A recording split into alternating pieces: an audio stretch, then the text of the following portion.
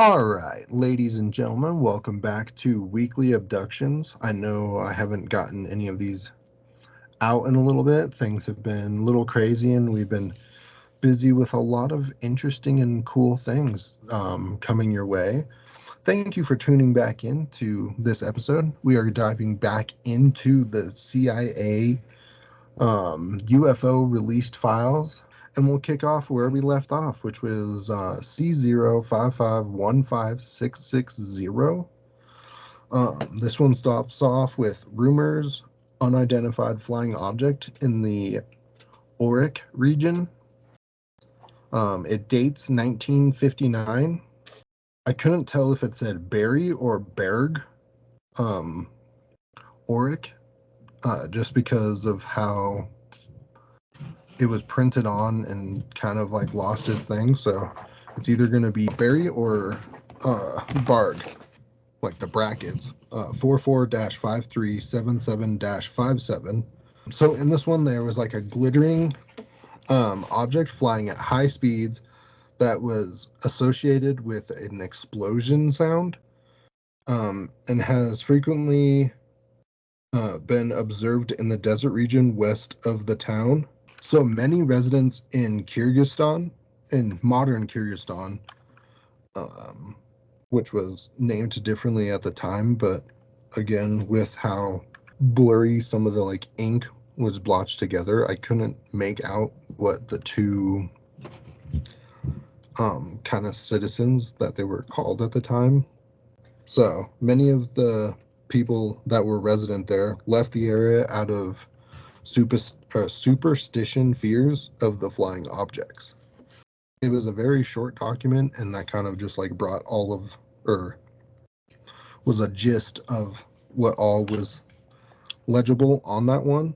But it is quite fascinating because I wouldn't put past some people of various religions being kind of freaked out by things like that, especially if it's went against their religious beliefs or was potentially on the more evil side of religious beliefs, because there are some things that do kind of go in that form, and so there is a way that it could freak some people out. Just like if we ever disclose some things, like there would be a lot of people that would freak out because of UFOs that were led to believe and told that they never existed, and then having to be told that they do would kind of break some people a little bit mentally and create new questions. But that concludes the first one for this three-part episode. So we'll take over to the next one, which is C055156661. So this one, I will give context, was actually taken from an Argentina newspaper in May 25th of 1962.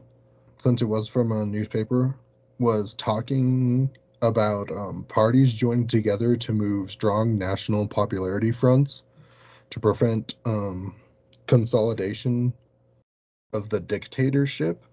So it was talking about a bunch of parties like joining together so that they would prevent like the dictatorship losing, especially to the Yankees at one point they talked about, which yeah, it was talking about a lot of different things, like trying to make one giant party, and then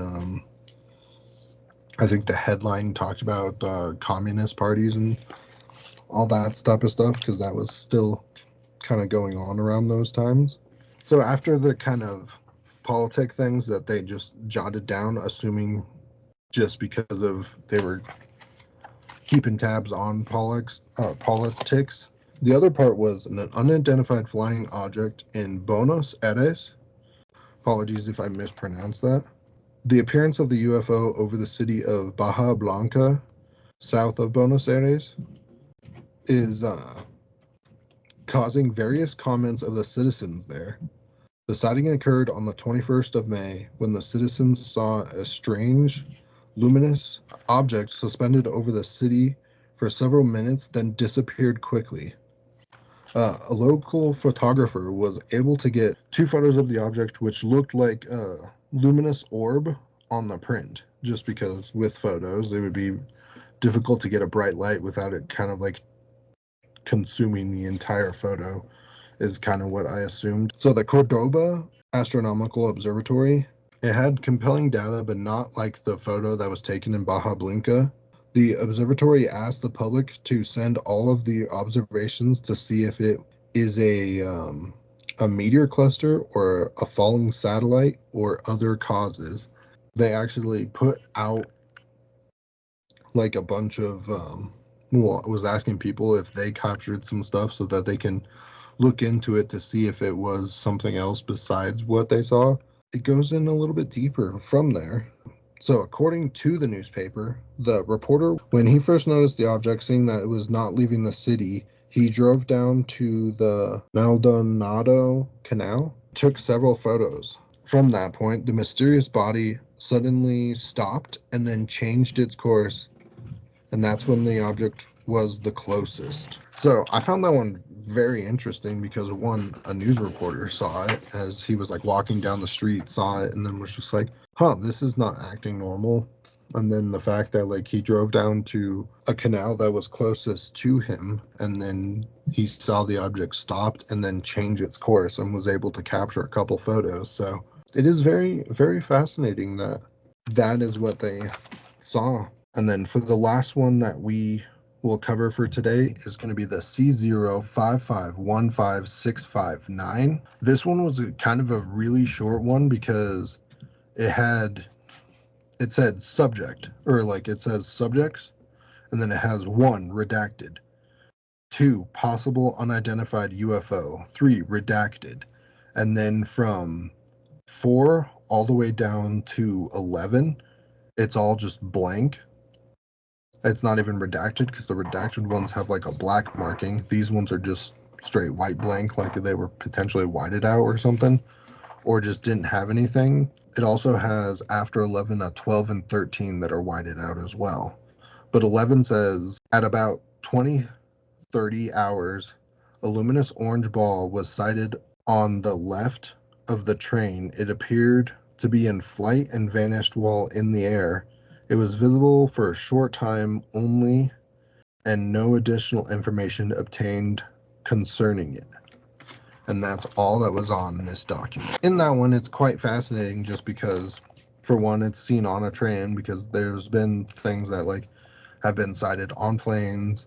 A train is an interesting one, but I think I've heard that like a couple times before, but it's not that common to what I have dived into. It could be more common than I think it is. But as far as I know from like the majority of big sightings and not like the kind of smaller ones or people that don't really want to talk about it, it's a very commonly known sighting places on trains, but it does make sense that they can happen on there. I wish there was more information. I wonder if anyone else knows or there's stories that have been talked about it. I will probably look into that and see if there was potentially something, but this doesn't give a source of where it was at. It was just a brief information about it. Well, thank you for tuning in to this episode of Weekly Abductions. I will be having more of these documents come through for you all to enjoy and kind of listen to. A majority of these I do abbreviate, and there is more to it. Some of them are a little hard to read than others, but a couple of these were kind of fascinating and kind of dived into some things that we kind of knew about, which is the U.S. like kind of looking into other things than just crafts and looking into stories that talk about UFOs and trying to see, without contacting those things, like seeing how many sightings are seen around the world, which is quite fascinating. If you want to see more at Cool's Paranormal, click the link right over here. And if you want to see more of the weekly abduction episodes, click the link over here. I will be doing more of these, but then I will also be taking you guys to some on-site things here in Colorado and potentially here in New Mexico when we travel back that way on some more unknown UFOs. Don't forget to give us a like and subscribe and switch the notification bell from personalized to all if you want to be updated on all the unique and interesting things that we have for you. Till next time, have a good night and watch the skies.